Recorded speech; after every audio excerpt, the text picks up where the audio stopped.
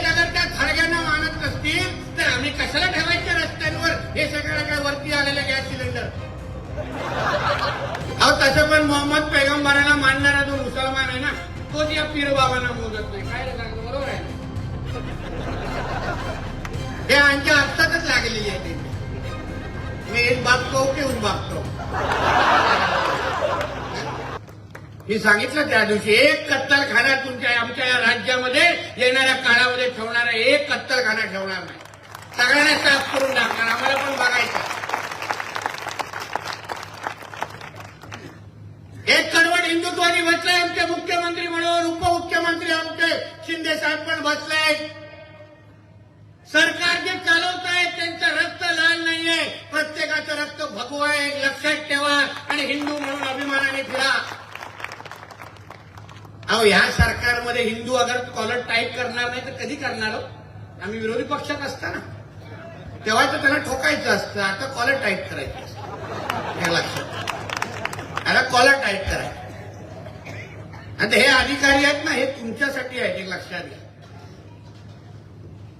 तुम्ही फोन तुम्हाला काही त्रास झाला हिंदू म्हणून तर हे अधिकारी तुमच्यासाठी उभे राहतील आणि त्यांना जेलची हवा दाखवतील. हे तुम्हाला शब्द आजच्या निमित्ताने मी देतो.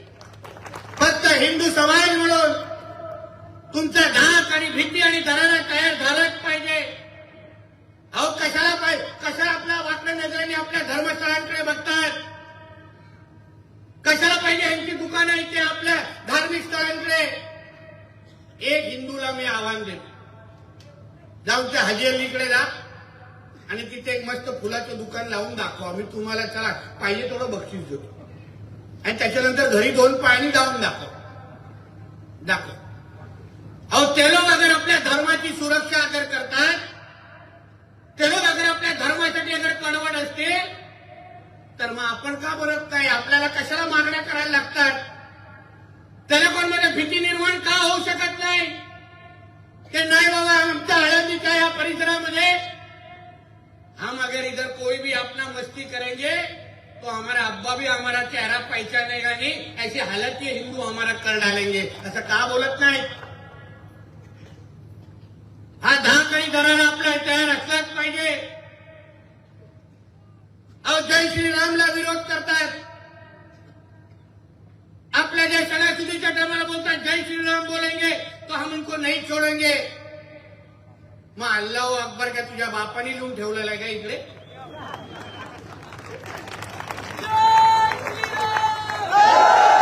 आमच्या या हिंदू राष्ट्रामध्ये जय श्रीरामच आम्ही ऐकणार. अल्लाह अकबरसाठी तुझा पाकिस्तानमध्ये तुझा अब्बा बसलाय ना त्याला लावून दाखव. आमच्या इकडे नाटकं करू नका. म्हणून आपल्याला परत या निमित्ताने सांगतोय जे माझ्या हिंदुत्वादी कार्यकर्ते इथे आहेत, हिंदू धर्मासाठी काम करतात, लव जिहादच्या विरोधात काम करतात, लँड जिहादच्या विरोधात काम करतात, जेवढे माझे गौरक्षक भाऊ हिंदू भाऊ आहेत, तुम्ही ताटाने तुमचं काम करा.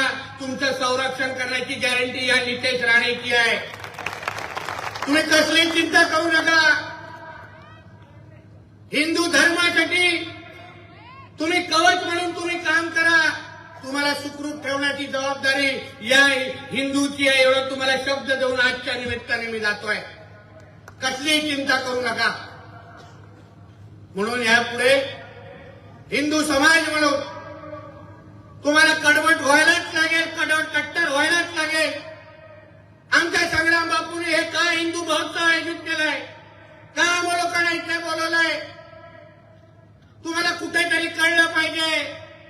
अहो भगवा डोक्यावर टाकण्यापेक्षा ना रक्तात ज्या दिवशी तुमचा भगवा असेल ना तुम्हाला कोणी अडवू शकणार नाही. एवढं मी शब्द देऊन तुम्हाला जातो.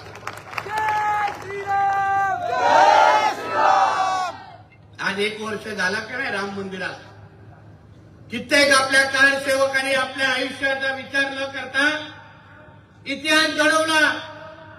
मागे पुढे विचार नाही केला नाही. आमचं राम मंदिर तिथेच उभं राहणार. अयोध्याकडेच आमचं राम मंदिर बघणार. हक्काने तरी तिथे सांगितलं आणि आज भव्य राम मंदिर बघा तिथे उभं आहे. तसंच आमच्या सागरनी जसं सांगितलं हे जे काय थळगे विळगे हे काय बांधून ठेवले आहेत ना, हे पीर वीर बाबा बिबा याला का कोण विचारू नका या राज्यामध्ये, ढकलून टाका बाहेर त्यांना. अहो तसं पण मोहम्मद पैगंबराला मानणारा जो मुसलमान आहे ना, तोच या पीर बाबांना मोजत नाही. काय रे सांगतो, बरोबर आहे ना? हे आमच्या हातातच लागलेली आहे त्यांच्या. मी एक बाप कहूं की उस बाप कहूं.